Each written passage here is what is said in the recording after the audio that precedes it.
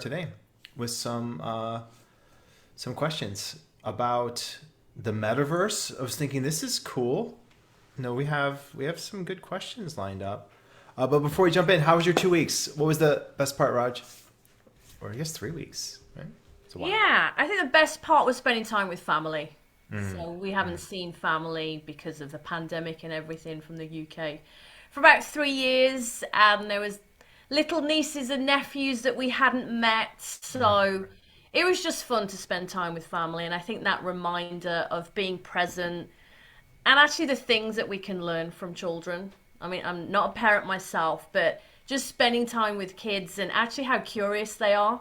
They ask good coaching questions because they ask a lot of why questions, a lot of what questions.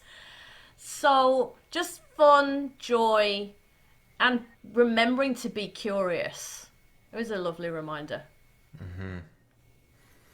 Yeah, it's amazing when they start tapping that imagination and the imaginative play starts kicking up. You realize how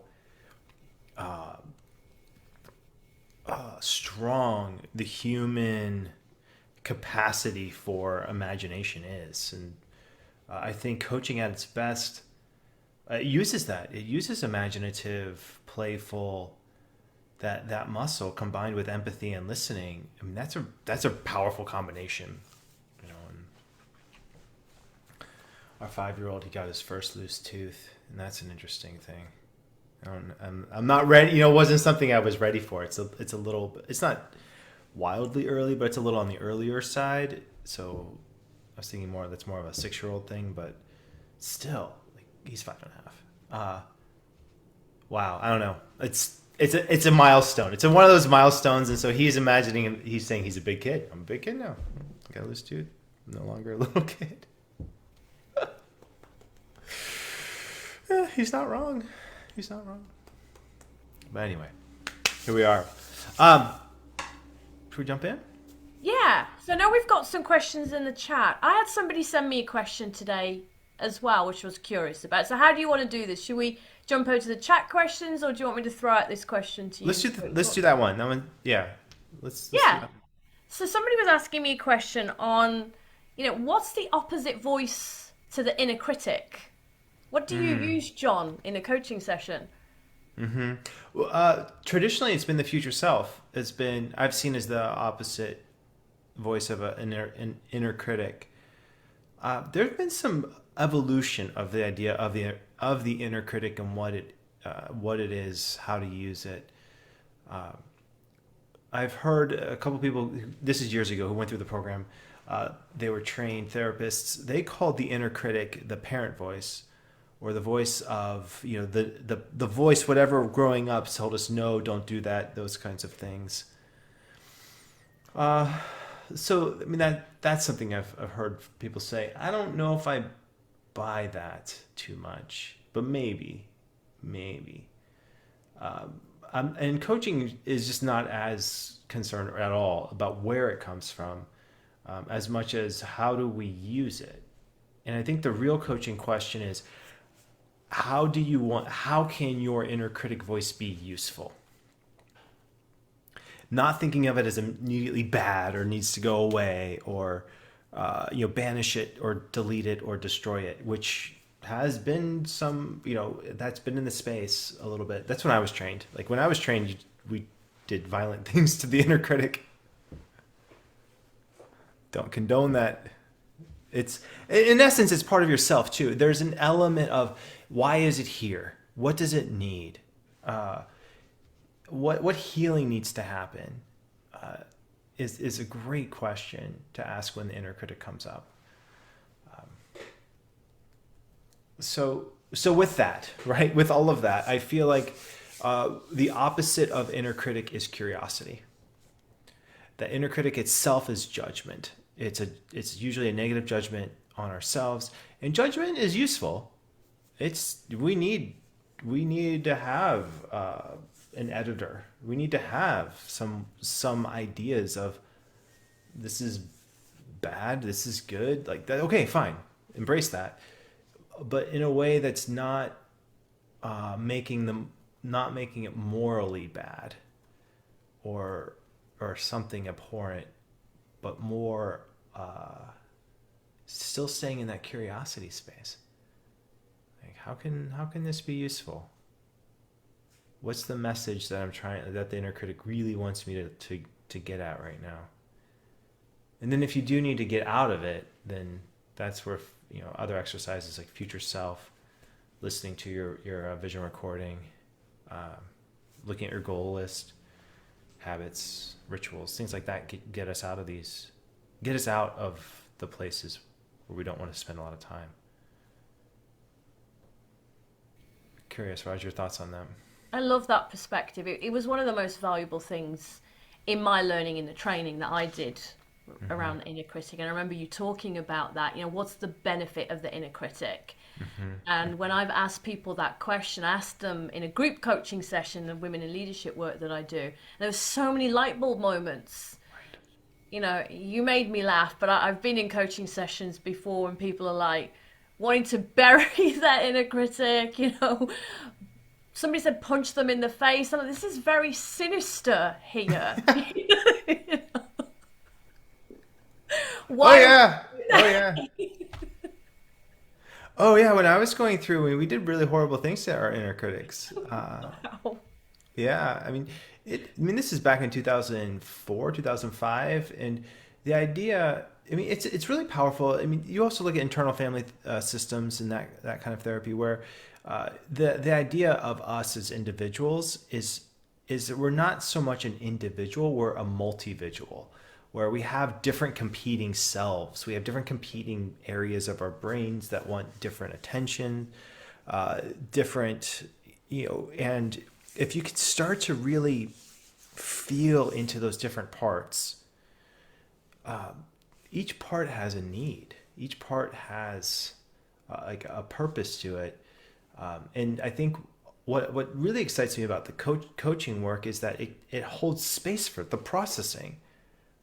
And sometimes, sometimes I was telling some friends, I just need to process. It's hard to, the past 3 years, okay, I wish I could it's almost like I need a separate processor. Like if I could have another heart, brain, body just process here, and then okay, this is what you need.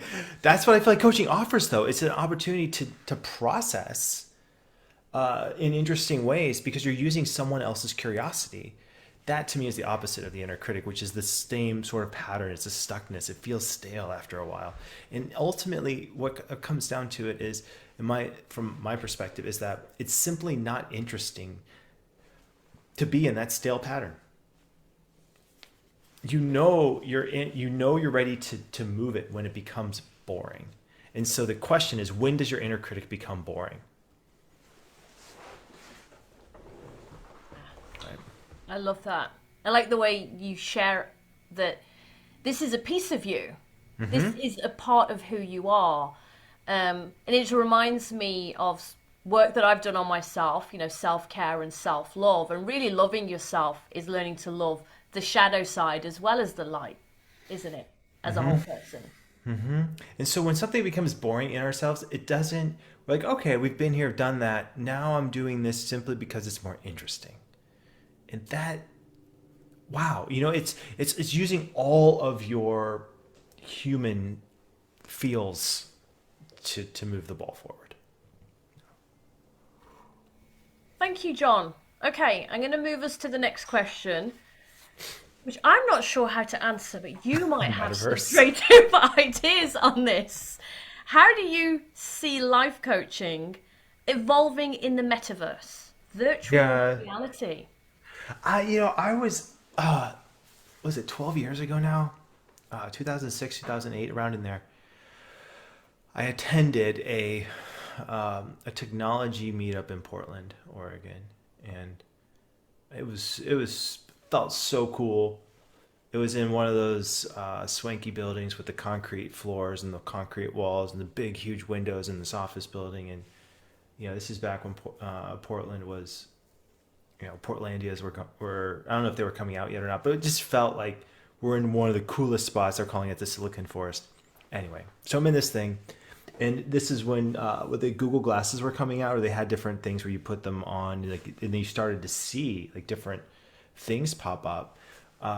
and I know this is like that's a mixed reality, but you know we were talking about metaverse things, and it felt like new, exciting. Okay, this is probably most likely going to be some sort of future.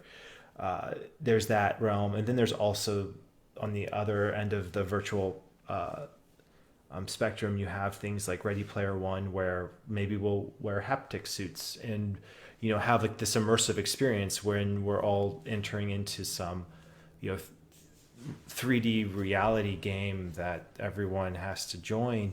Maybe that's our future, or maybe we're in some sort of simulation that some super intelligent society is using us and as some sort of computer, like was it Hitchhiker's Guide to the Galaxy, where we're going to spit out the answer 42 and hopefully not to get destroyed and all these kinds of things, right? So all of this is in this space. And even at the end of Ready Player One, where it is this immersive reality, part of the deal when they come out of it is pay attention to life too. All I know is my take on video, my take on all of this is I have seen the destruction that video games have done in the lives of the clients I've worked with, and I've worked with mostly teenagers. I've also talked with a couple people in the video gaming world. I've looked at the gamification of education. I don't know. I feel like it's a future that's hard to ignore or resist. I think it's going to come. I mean, it is going to. I mean, it's there. For me, though, from what I've seen, clients are happiest when they have space and time to do the work that's expected of them without a lot of extra, I don't know, distractions or addiction or even dopamine, even the idea of endless scroll. I mean, our world is very sticky. The technology is very, very sticky. It's designed that way on purpose. And it does play on parts of our brains that do like to have little surprises, good and bad, but little manageable surprises. It's very much like foraging in a forest and flipping over a rock and seeing if there's like a little truffle there or not. So I think that, anyway, so I have mixed feelings on it. I feel like it can be really extremely powerful in some ways. I also have seen the destruction. And for me personally, I know of no better rush than being a coach and working with someone on their life's purpose. And, maybe after a great workout or an amazing bike ride where I feel like I'm pushing myself physically. And that's why I feel like that's the best feeling ever is, okay, I've worked out, I'm doing my life's work, and I'm providing value to other people, and I have my stuff in order. Like, that feels great. I don't know how the metaverse fits into that. I was curious. I remember you talking once about being in flow state in gamers. Where does all of that fit in the coaching world? When I was coaching, I saw it as competition to like the flow state of a computer game as competition to the flow state of doing math homework. And but there's a different kind of feel to it, I think. When people are in flow states that are also moving the ball forward, because there's a life pressure that's also being relieved. For instance, let's say a week ago, I got into QuickBooks and I was cranking in QuickBooks. Like I am, we just finished a hiring process that was really taxing. I feel really good about it though. Completing, I feel really good about our decision. It's all working out. Then I put off the tax thing for a while, and then I got into it, and I was in a flow. I told him once, I said, look, I'm in a flow.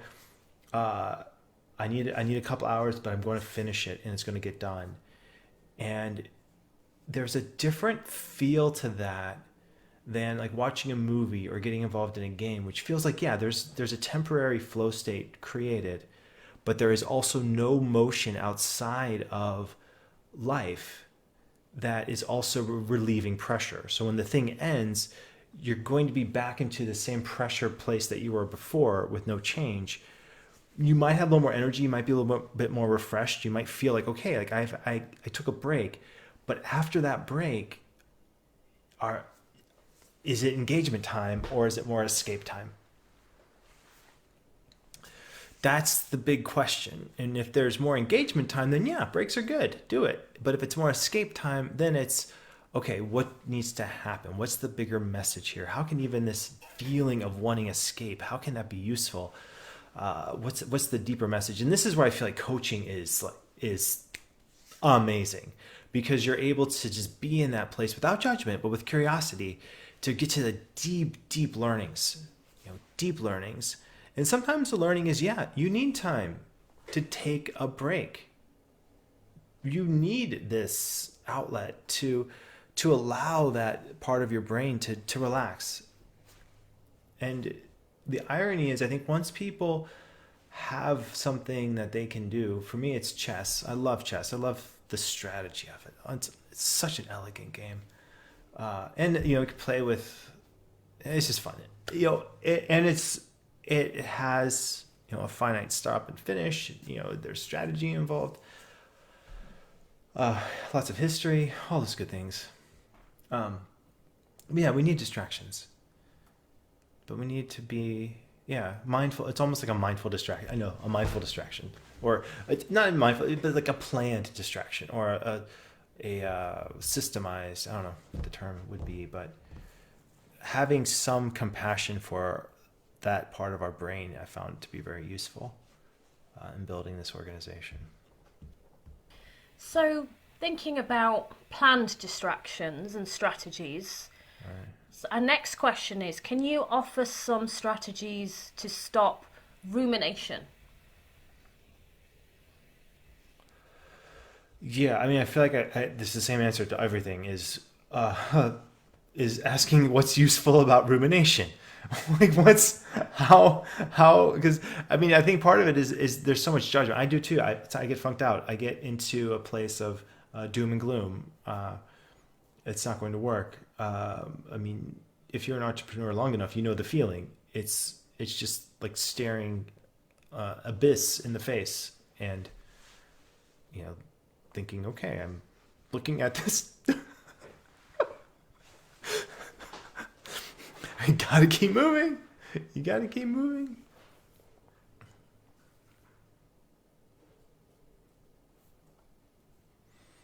I have a lot to say on this, Raj, but I'm kind of curious. I feel like I want you to go first on this. Like, what are your thoughts on this one? I was curious about, I like to, as you said, asking yourself the question of, I like to ask what the benefit of the rumination is, or why is this showing up? And I think for me, when I was thinking about this question, it's when I get into my own head, or I'm not fully really acknowledging where I'm at or what I've achieved. Because this was showing up for me at the beginning of this week. Had a bit of time out and got caught up with myself of, oh gosh, I've fallen behind. Or, what do I need to catch up with this week? Or trying to push myself towards a specific goal. This is really also looking at what I learned from last year and what I could put into practice this year. I think the doer and the achiever in me, or the society of kind of how do we quickly keep moving forward? Sometimes there's this piece around the slim fast approach as well. So I have to remind myself around patience and the tortoise and the hare, and how kind of slow and steady and continuous pieces actually lead to bigger progress. I think sometimes we can get into a place, I know I can get into a place where I expect results really quick as well. Mm-hmm. And because we have everything at our fingertips, don't we? We can just press a button and get answers with things. We can Google and get an answer with something. if our Wi-Fi goes off for a few seconds, we all start to panic, don't we? We're like, oh my gosh, the Wi-Fi is down, rather than actually being grateful for the fact that we have all of this technology. No, I feel like you said that. I'm like, wait a second, I have 3 backups, so I'm still good. All right. Oh gosh. There have been a couple times when it's been a while since I've ruminated and haven't been able to get unhooked. It's hard.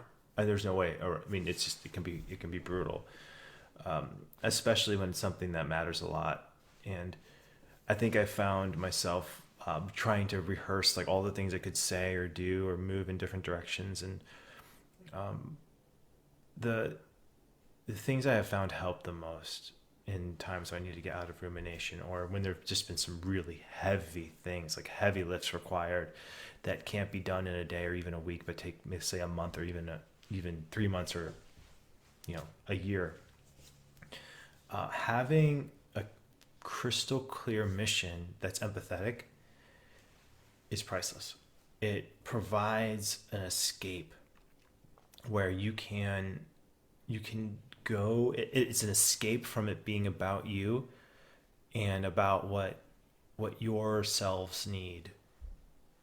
It can be more about what how can I be useful as an instrument to achieve this mission for the benefit of others.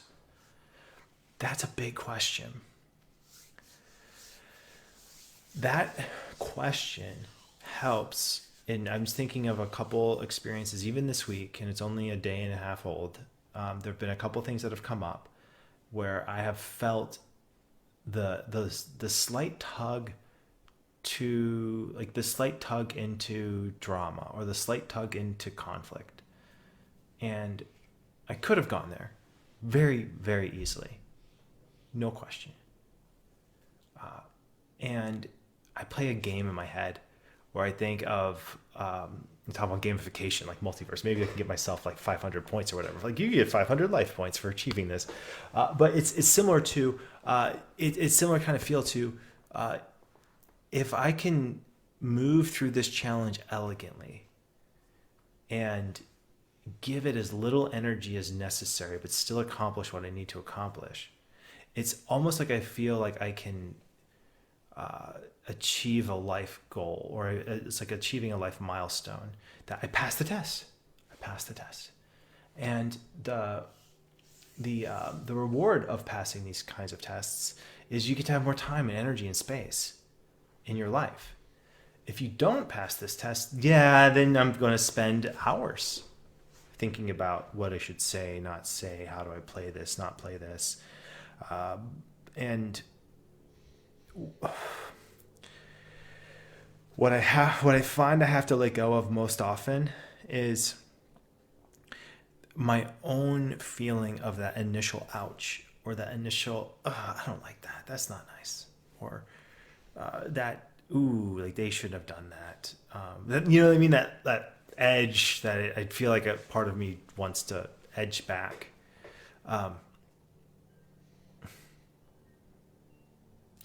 Yeah, and I think each of us has our own calibration. Some people might need to push back more. Some people might need to push back less. But life has a way of showing us very clearly the challenges we have, and that's, yeah. I think rumination is one of those things. And if you're in it, I empathize with you. It's very, very hard. It's super hard. I've been there. Sometimes you just need a hug. Yeah, that's what I have to say about that. So, John, it sounded like you were talking about the motivation model in a sense. You said for you look at motivation in terms of impact on others. Right. So would that be a model that you would suggest somebody could have a look at, see where their Oh, yeah. motivation is at? Yeah, I mean, there have been some stuff that's happened. I mean, you look at the pandemic and everything. I mean, we went through some challenges in it, and I was amazed at how having being engaged in coaching and trying to really move the ball forward how it felt like it provided a floor of emotion that it was hard to dip below that floor because it's easy to come back to. Of and what I mean by that, it's like if it felt like there was a resting point where I would think, well, this should affect me more. Like this should be something that I really like gets me, but it just doesn't. And that's growth. I mean, it's hard to explain. I don't know how. It's almost like an assessment of your past self, but then your future self or current self doesn't feel it. So it's oddly confusing. Like it's like emotional confusion, or a surprise. It's surprising somehow. Where, yeah, that would get me, but it just doesn't now. Yeah, and I feel like we get to have that, like with personal and professional growth. I feel like the width of us, like the width of us and depth, like the width and depth increase to a point where you have different strategies to deal with different challenges, and then you get to choose. Okay, so which part of me now wants to deal with this challenge?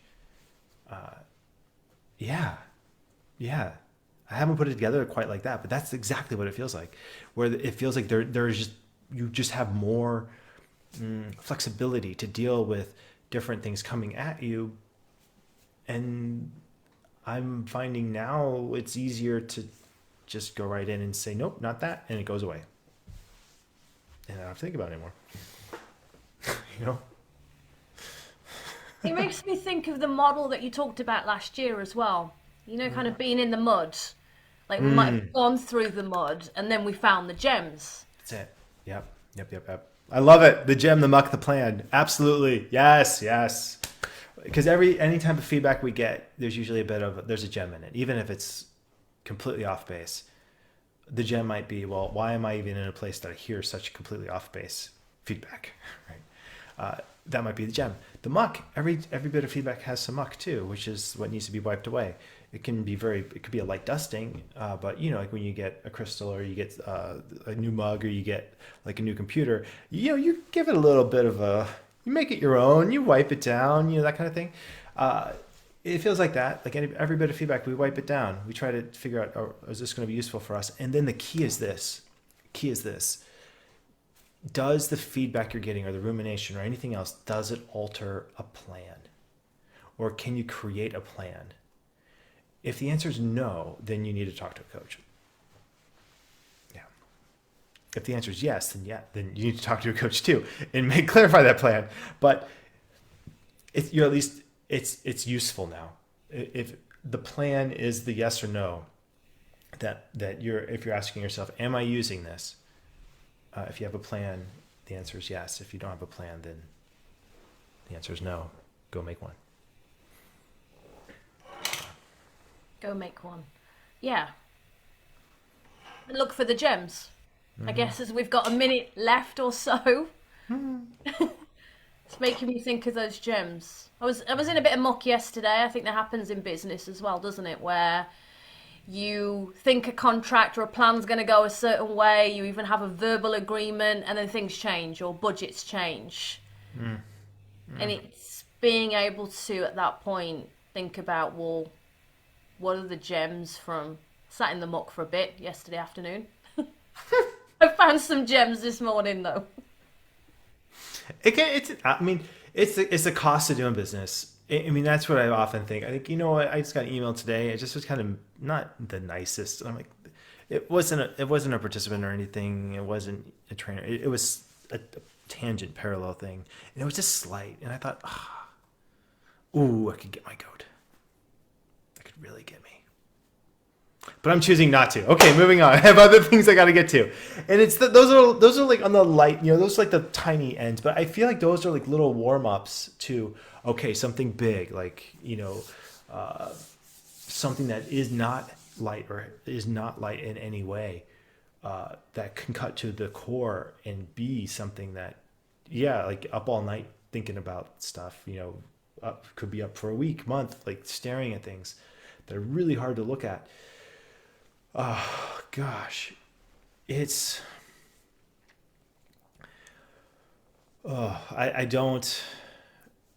do not treat it lightly. It's something that I've been coached around things. I've coached others around it. Talking it out helps so much. Might not always be easy, but really working with a coach is so useful. And if you're ruminating and you aren't working with a coach, that would be just do that one thing. Do that one thing. Even that one thing changes the plan. Absolutely. Yeah. I agree. And we're on time, John. I know we've got more questions that we'll pick up next week. Excellent. Thank you, Raj. I love doing these. These are fun. It's good to have you back. And these are great. Thank you everyone for watching. We have more things coming soon. And this has been another podcast of Coaching to Flourish. We'll see you next week.